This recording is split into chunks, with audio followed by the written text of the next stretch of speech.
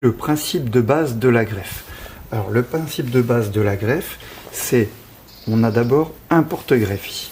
Le porte-greffe est la plante qui a les racines et on a le greffon.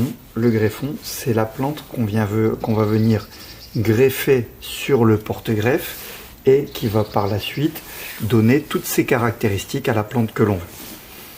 Alors, le porte-greffe et le greffon. Il faut tous les deux qu'ils soient compatibles. C'est-à-dire, par exemple, ici, j'ai un tilleul de Henri, Tilia henriana, qui a la particularité de fleurir tard en automne, extrêmement mellifère, qui a une excellente odeur aussi. Il sent le miel très très loin, donc une variété très intéressante pour toute la population d'abeilles et de pollinisateurs. Et ici, j'ai un porte-greffe qui est, en l'occurrence, un Tilia cordata, un tilleul à petites feuilles. Donc le but, ça va être de venir ici mettre ce tilleul de Henri sur le tilleul cordata. Les racines vont donner l'eau, les sels minéraux à ce greffon. Et toutes les branches qui vont pousser ici par les bourgeons de ce greffon vont être à chaque fois du Tilia henriana, du tilleul de Henri.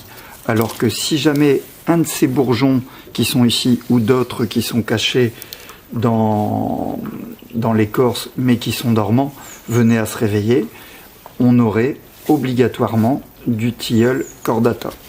C'est pour cela que dès qu'on voit, suite à une greffe, une branche du porte-greffe qui rejette, qu'est-ce qu'on fait? On le coupe. Alors donc voilà, le porte-greffe, le greffon.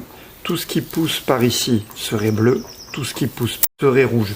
On n'aurait pas une plante violette qui pousse par ici. Il n'y a aucun mélange des caractères. La même chose, les deux doivent être compatibles. Par exemple, si vous voulez greffer du pommier, vous pouvez le greffer sur du pommier sauvage ou des porte-greffes spécifiques de pommier. On ne peut pas greffer un pommier sur un poirier. On ne peut pas greffer un amandier sur un pommier. À chaque fois, les deux plantes doivent être compatibles. La seconde règle, la voilà. On va se pencher un petit peu sur la botanique. Ici, j'ai été récolter mes greffons. Ils ont été récoltés pendant que voilà, les branches étaient dormantes. On les a enterrés contre un mur exposé au nord pour pouvoir les endormir. Ils ont dormi. Ici, on arrive mi-mars. Le porte-greffe, lui, va revenir en sève. La sève va arriver sous pression dans les vaisseaux qui sont là. Et nous, le but, ça va être de venir mettre cette plante-ci, l'attacher à celle-là, pour que les deux puissent se raccorder. Alors, par contre, il y a des règles de base. La règle de base, voilà, je vous ai fait la coupe d'une tige. Ici, on peut voir la tige d'une plante. Alors, au milieu, attendez, je vais dégager un petit peu. Au milieu de la tige, on a la moelle. La moelle, dans le cas du greffage, ça n'a aucune importance. De toute façon, elle n'apparaît sur la tige que la première année. On peut la voir ici. Ça, c'est du pommier. Elle est là, un petit peu plus cachée. Et ici, sur du tilleul, elle est ici, encore plus petite. Ensuite, on a les vaisseaux. Là, la moelle est là. On a les vaisseaux du xylème. Les vaisseaux du xylème servent à remonter l'eau et les eaux depuis le sol jusqu'au sommet de la plante ou toutes les parties où elle en a besoin. Donc à l'intérieur, ce n'est que du bois. Alors, on va le voir ici, de là jusqu'ici. Ici, on l'a ici, là, pareil, de là, de la moelle jusqu'à ce petit trait qui est là. Et ici, sur le tilleul, on l'a de là, et ici, on voit, il y a des petites dents là. Voilà. Donc là, c'est la sève, on va dire, montante. Tout autour, je viendrai au cambium après, tout autour, là, ici, on a les vaisseaux, on a le libère qui contient le phloème. Le phloème, c'est la sève élaborée, c'est-à-dire la sève qui a été transformée par les feuilles, qui contient beaucoup de sucre et bien d'autres produits, et qui a tendance à redescendre. C'est-à-dire, c'est un petit peu comme le courant électrique. Ici, on aurait le positif, ici le négatif. Et entre deux, on a les cambiums.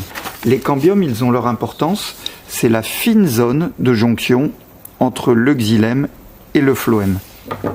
Là, je vais la remontrer ici. Là, elle est caractérisée par un tout petit trait très fin et noir. Là, ici, sur celle-là, on le verra peut-être encore mieux. Ici, voilà. Là, ici, ce petit trait ici. Donc là, ici, on a le xylème, la moelle et le libère qui contient le phloème. Et tout autour, on a l'écorce. Et bien, lorsqu'on va greffer, la chose la plus importante à faire, c'est de bien mettre le libère du greffon face au libère du porte-greffe, le cambium du greffon face au cambium du porte-greffe et le xylème du greffon face au xylème du porte-greffe. Alors, on verra bien quand on taille les greffons, il n'est pas toujours possible de mettre des deux côtés, parce qu'on va tailler ici, celui-ci, celui-là. Vous voyez, sera peut-être plus fin ou plus gros, en général plus fin, que le porte-greffe. Donc forcément, on n'arrive pas à le mettre des deux côtés. Mais il faut au moins qu'on ait un des deux côtés qui soit identique. Une fois qu'on aura fait la greffe, la deuxième chose à savoir, c'est que forcément, on va avoir des tissus qui doivent venir au niveau cellulaire se toucher. Donc, on va devoir ligaturer très fortement, alors je vous montrerai les greffes, très fortement le porte-greffe sur le greffon, le porte-greffe sur le greffon, pour pouvoir à la fois les rattacher, les souder le plus possible.